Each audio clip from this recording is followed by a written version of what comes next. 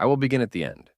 Jews in Israel are evil, because we have all been trained to believe that Jews in Israel are evil through concentrated, systematic, and coordinated efforts dating back at least 4 decades. But these concentrated efforts are not presenting both sides. They are overtly and purposefully one-sided and biased, aimed at undermining liberal democracies around the world. And they have eroded any chance of meaningful coexistence between Israel and Palestinians. The ramifications are extremely dangerous, dooming the Palestinian citizens in Gaza to continued oppression, promoting violence and destroying any chance of coexistence in the Middle East, dehumanizing Jews, and rampant, unfounded anti-Semitism, and eroding liberal democracies.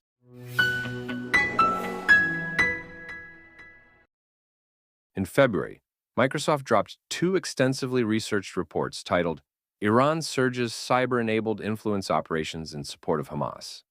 The must-read reports give explicit details, timelines, and examples of how Iranian actors and their network of global supports have been conducting coordinated influence operations for years. The preferred methods of operation for Iran and its operatives include three tactics. 1. Cyber-enabled influence operations. Operations which combine offensive computer network operations with messaging and amplification in a coordinated and manipulative fashion to shift perceptions, behaviors, or decisions by target audiences to further a group or a nation's interests and objectives. 2. Cyber persona. A manufactured public-facing group or individual that takes responsibility for a cyber operation while providing plausible deniability for the underlying group or nation responsible. And 3. Sock puppet. A false online persona employing fictitious or stolen identities for the purpose of deception. In other words, Iran and its operatives have been running a massive global misinformation campaign utilizing fake profiles, stolen profiles, doctored images, fabricated information, and so forth. For example, Iran is actually behind the social media profile named Jewish Peace Advocate. According to Microsoft, the goal of this massive global operation is working toward, quote, 4 broad objectives: destabilization, retaliation, intimidation, and undermining international support for Israel. All 4 of these objectives also seek to undermine Israel and its supporters' information environments to create general confusion and lack of trust, end quote. Iran-backed disinformation campaigns against Jews, Israel, and the West have been going on for years, but efforts greatly ramped up and become more streamlined since October 7th. The Microsoft reports are notable by the fact that it is Microsoft. Massive global corporations have extremely stringent protocols regarding anything that is released for public consumption. For Microsoft to publish something like this, on this topic and at this time, means that the report went through the ringer of legal and regulatory compliance. It is as credible as it gets. Other multinationals have also sounded the alarm, like TikTok. In addition, there have been a number of third-party reports and analyses about rampant influence operations to discredit Israel and skew public perception against Jews in the West, such as in Wired magazine, Forbes, Rolling Stone magazine, CNN, NewsGuard, Cyberwell, Ciabra, Coalition for a Safer Web, and dozens more publications. Like Microsoft, these reports give countless examples of fabrications, disinformation, and flagrant lies, utilizing fake personas, doctored images, and more, working in concerted and coordinated efforts to reach the widest possible audience across the globe.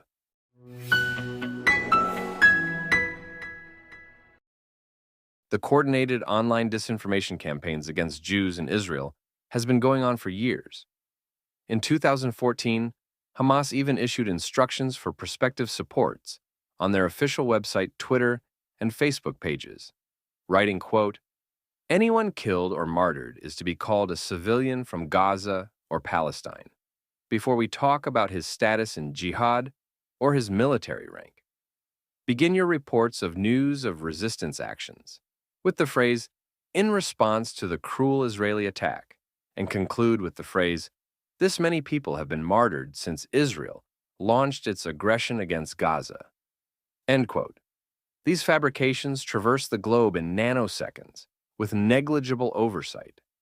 Many are picked up by influencers who willingly promote the content on their own social channels, further expanding the influence of the anti-Jewish and anti-Israel bias.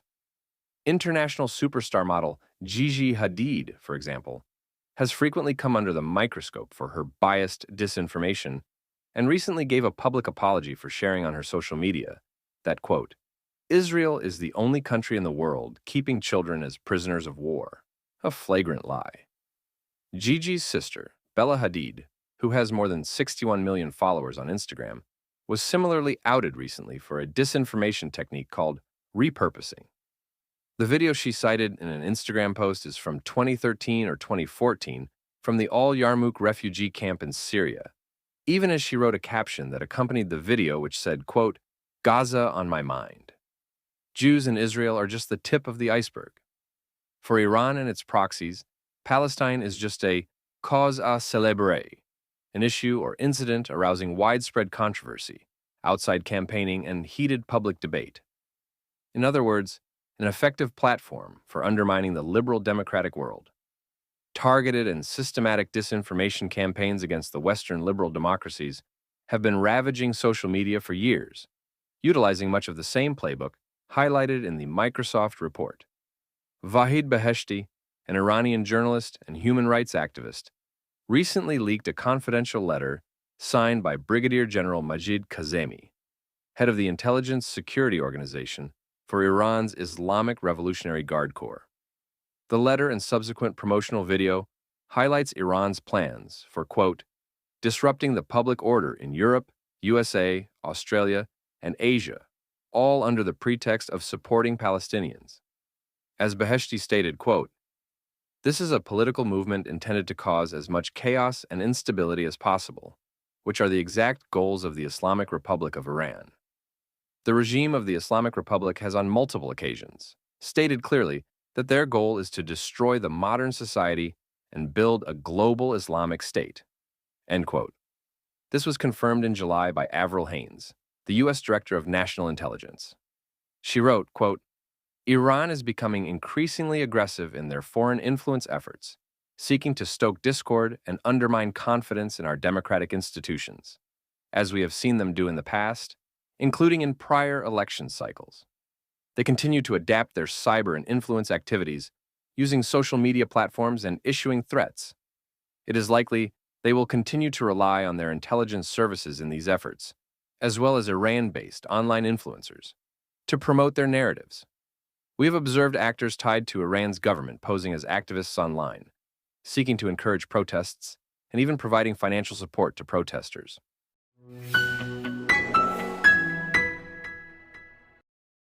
In Western academia, efforts to sow disinformation against Jews, Israel, and the West started long ago.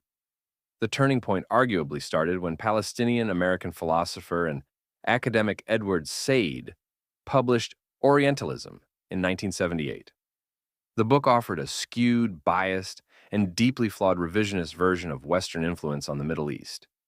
Said's book became a darling in academic circles and is the grandfather of much of the post-colonial oppressed versus oppressor dialogue we see today across college campuses.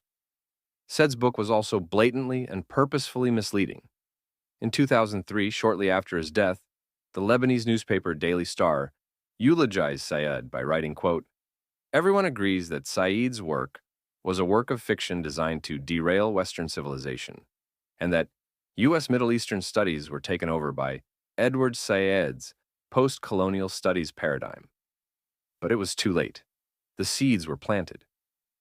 25 years ago, Amir Makul, director of Itija, a network of Palestinian NGOs, explained the full game plan, quote, we will create, over the next years, Palestinian campus activists in America and all over the world, bigger and better than any Zionist activists. Just like you have been part of creating global pro-Israel organizations, we will create global pro-Palestinian organizations. Just like you today help create PR campaigns and events for Israel, so will we.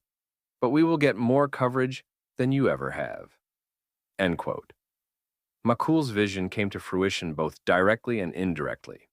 For example, Students for Justice in Palestine, the BDS movement, and Israel Apartheid Week all emerged on college campuses in Canada and the US from 2001 to 2005 and have been gaining steam ever since.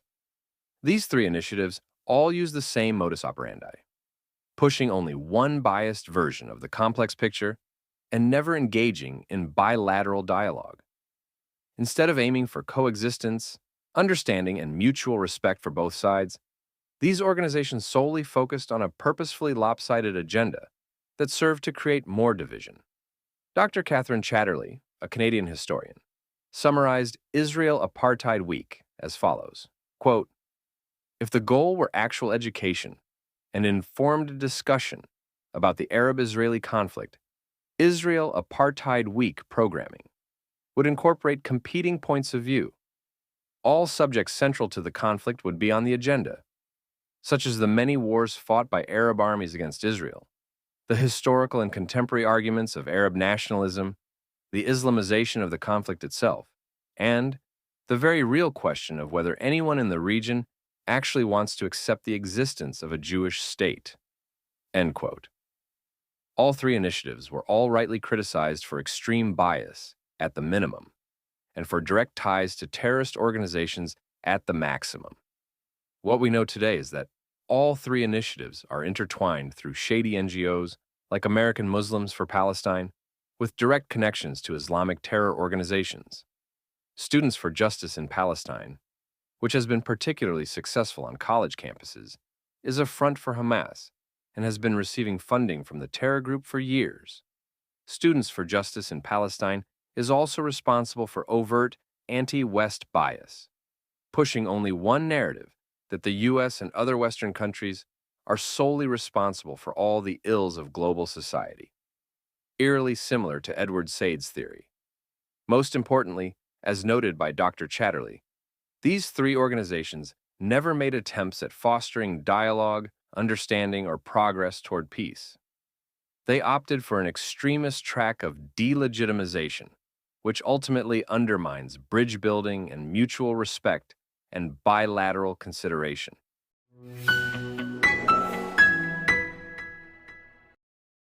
The indirect pathway toward Amir Makul's dream is the growing influence of foreign adversaries on academic institutions in liberal democracies.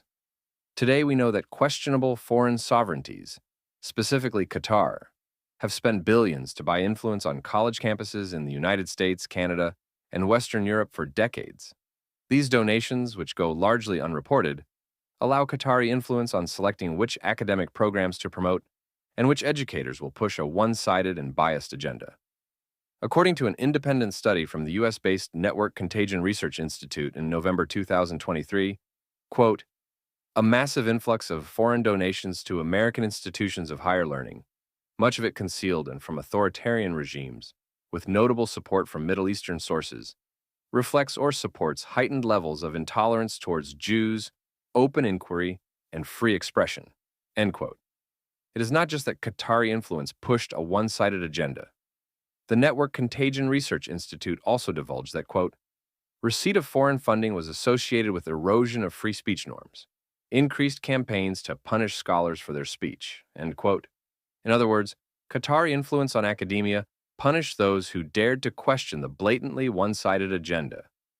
There was no option for students to even explore both sides of the narrative, because those trying to foster two-sided objective dialogue were silenced. A modern-day example of shutting down dialogue comes from the City University of New York chapter of Not in Our Name, an organization that allegedly represents so-called anti-Zionist Jews. The chapter is actively curtailing the voice of students on campus by coercing and intimidating students to lie on a campus-wide survey regarding rising anti-Jewish activity on campus. According to an email obtained by Luke Tress, a reporter for New York Jewish Week and Jewish Telegraphic Agency. instead of working toward reconciliation. Academic institutions and numerous shady campus organizations are actively fostering extreme polarization, pushing the two sides away from each other.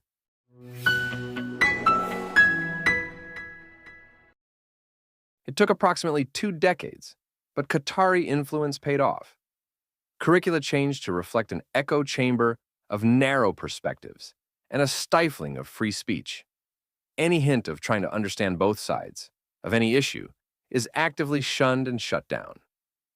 Political analyst Ross Douthat summarized the changes in academia recently, where he referred to the state of academia today as, quote, intellectual narrowing.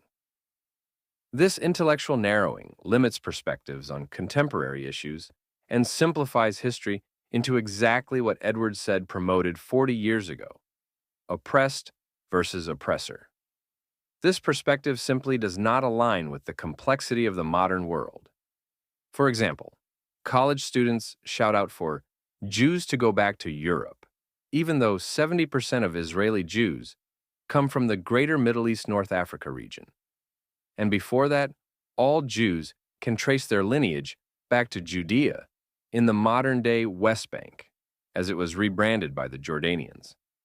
Western college students also express their wish to globalize the Intifada, even though in practice it means killing civilians. And college students support the Yemen-based Houthis, another terrorist organization and Iranian proxy, even though the official Houthi flag explicitly states death to America.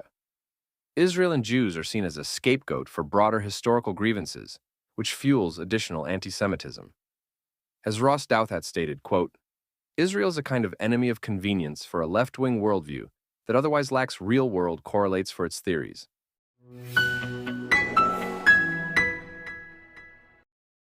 20 years of intellectual narrowing, coupled with blatant anti-Israel, anti-Jewish, and anti-West bias, have led to what we see today on campuses.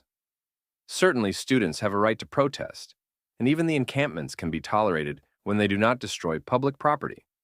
But instead, what we see are countless videos of Jewish students who have nothing to do with Israel being barred from entering campuses. We see countless videos of blatant hate speech and also actions.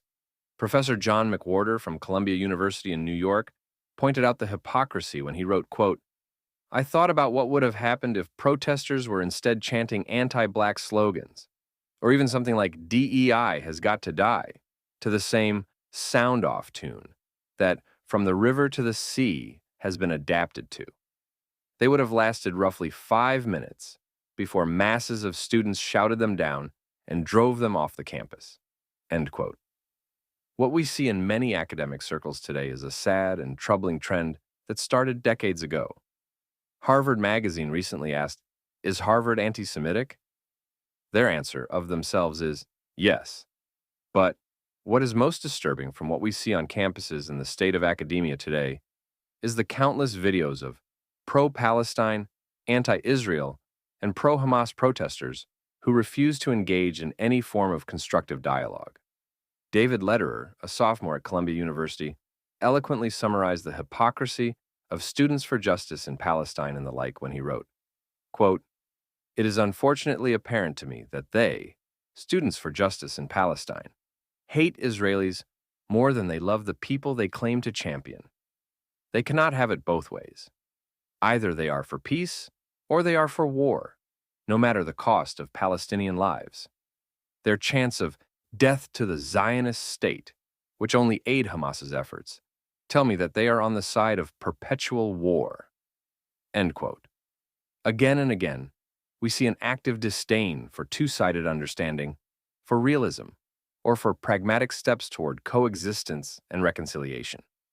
Imagive, instead of pushing blatantly one-sided agendas, universities returned back to their original goals of fostering critical thinking, freedom of thought, and intellectual exploration.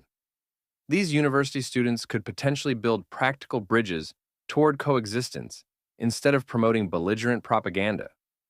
Ultimately, the overriding issue with these nefarious activities on social media and across academia is that none of them promote bilateral understanding, two-sided empathy, or rational approaches to coexistence. The only purpose of these coordinated efforts are to delegitimize Israel, dehumanize Jews, and undermine Western liberal democracies.